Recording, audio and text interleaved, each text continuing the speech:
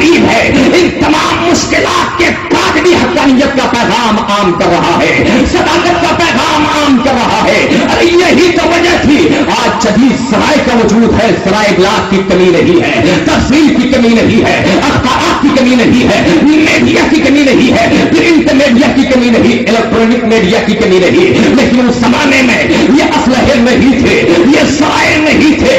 سرکار نے وہ صفا کی وادی پر کھڑے ہو کر کے جو ایک عظیم پیغام دیا تھا، وہ پیغام حضرات تھوڑے ہی دنوں میں پوری دنیا کے گوشے گوشے میں پہنچ گیا اور پوری دنیا اسلام کے سامنے اپنی پیشانی دیکھنے پر مجبور ہو گئی۔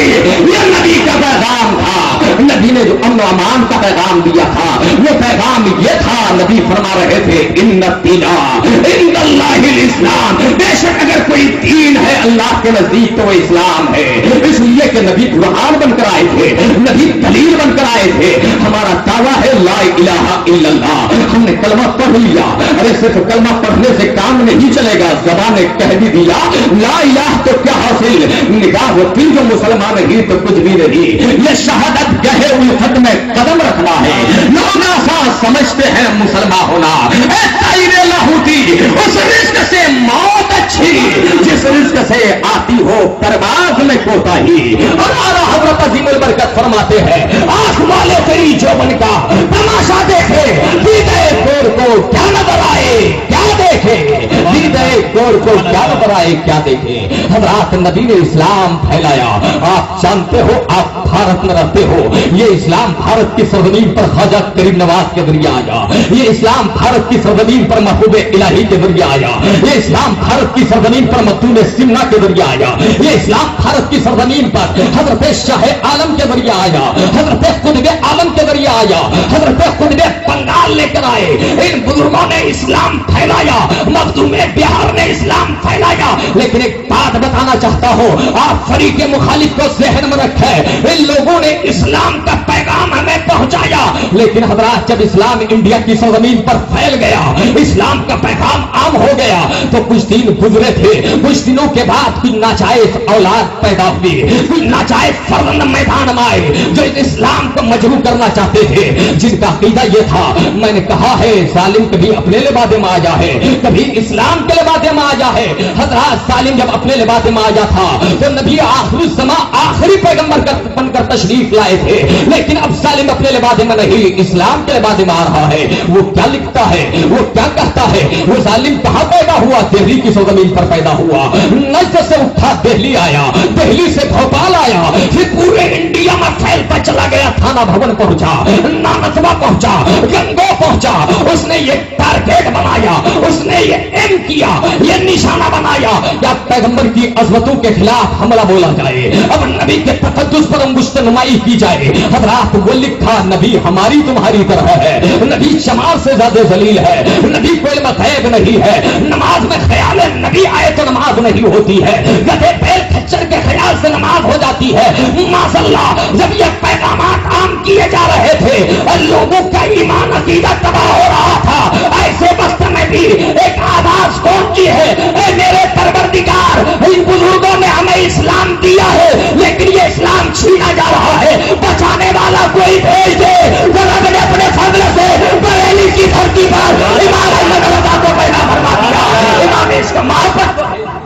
نعرہ تکبیر، نعرہ رسالت، جشن میلاد النبی، مسلک اعلی حضرت۔ بریلی کی دھرتی پر امام احمد رضا آئے لیکن رجوع بارگاہ اہل بیت میں کیا، اور جب کیا تو ایسا لاجواب، ہر پیر ہر مرید کو اپنے پیر پہ ناز ہوتا ہے، لیکن بارے امام احمد رضا آپ کا جواب نہیں کہ پیر کو مرید پہ ناز ہے، پیر مرید کو متاع آخرت سمجھ رہا ہے۔ یہ امام عشق و وفا کا پیغام اور یہ ان کا مقام ہے۔ تجاکم برہان من ربکم، تحقیق کہ تمہارے پاس اللہ کی طرف سے دلیل آ گئی، دلیل کو سمجھو۔ جو شرک کا دعویٰ کرتے ہیں یہ اہل حدیث، یہ وہابڑے جنہیں دین سے کوئی مطلب نہیں، خدا جب دین لیتا ہے عقلیں چھین لیتا ہے جس کا دین سے کوئی تعلق نہیں ہے. آپ کہو گے محب القادری اپنے بزرگوں کی موجودگی میں آپ کیا بک رہے ہو؟ یہ بھی تو قرآن اور حدیث دکھا کر کے پیغام دیتے ہیں. ان کے ہاتھوں میں بھی قرآن ہے. بریلی کے پلیٹ فارم سے جو بولتا وہ بھی قرآن دکھا کر بولتا ہے. کشوچا کی سرزمین سے جو بولتا وہ بھی قرآن دکھا کر بولتا ہے. جو جہاں سے بولے قرآن ہاتھ میں حدیث ہاتھ میں. ہم جائیں تو جائیں کدھر؟ رک کرے تو کرے کدھر؟ تو پیغمبر آخر الزما کی بارگاہ میں پہنچتے ہیں. نبی نے فرما دیا ایک زمانہ ایسا آئے گا لوگ قرآن پڑھیں گے, قرآن ان کے حلق سے نیچے نہیں اترے گا. ایک جماعت ایسی ہوگی. گویا قرآن پڑھنا آسان ہے, قرآن سمجھنا آسان نہیں. قرآن تو کوئی بھی پڑھ لیتا ہے لیکن سمجھنا ہر ایک کے بس کی بات نہیں. ارے قرآن پڑھنے والے ہی ہدایت پر ہوں گے اور گمراہی پر ہوں گے. قرآن اس پر دلیل ہے. رب فرماتا ہے یضل بہ کثیروں ویہدی بہ کثیرا. اسی کتاب سے بہت سے لوگ گمراہ ہوں گے اور بہت سے ہدایت یافتہ ہوں گے. مطلب کیا ہے؟ آپ حضور سے پوچھیں, یہ فرمائیں گے مطلب یہ ہے جو گمراہ ہوں گے وہ بھی قرآن کو پڑھیں گے, جو ہدایت یافتہ ہوں گے وہ بھی قرآن کو پڑھیں گے. اگر یہ نہیں مطلب ہوتا تو کیا مطلب کہ اسی کتاب سے مطلب واضح کہ ہر قرآن پڑھنے والا حق پر نہیں ہوتا, ہر حدیث پڑھنے والا حق پر نہیں ہوتا. بلکہ یہ دیکھ قرآن ضرور ہے, اہل بیت کا دامن ہاتھ میں ہے کہ نہیں, بزرگوں سے رشتہ مربوط ہے کہ نہیں, اپنے اسلاف کو سینے سے لگا رکھا ہے کہ نہیں. ورنہ حضرات اگر اسلاف کی محبت کا چراغ سینے میں نہیں ہے, بزرگوں کی عقیدت کا چراغ نہیں ہے, تو یقیناً نہ یہ قرآن سمجھ میں آئے گا نہ صاحب قرآن کا مقام سمجھ میں آئے گا.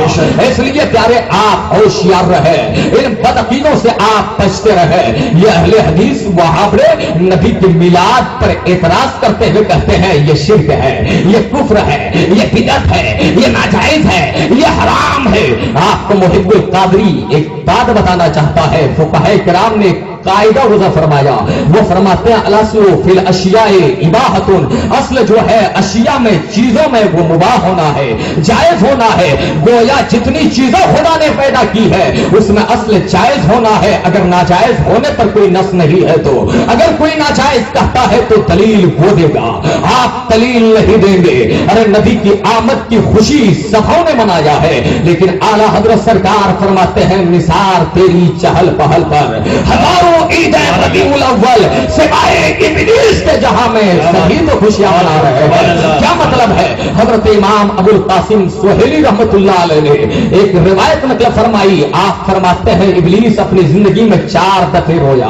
ایک دفعہ تو وہ تھا ہینا لوینا وہینا اہبتا وہینا الیدا رسول اللہ صلی اللہ علیہ وسلم وہینا نزلت فاتحہ.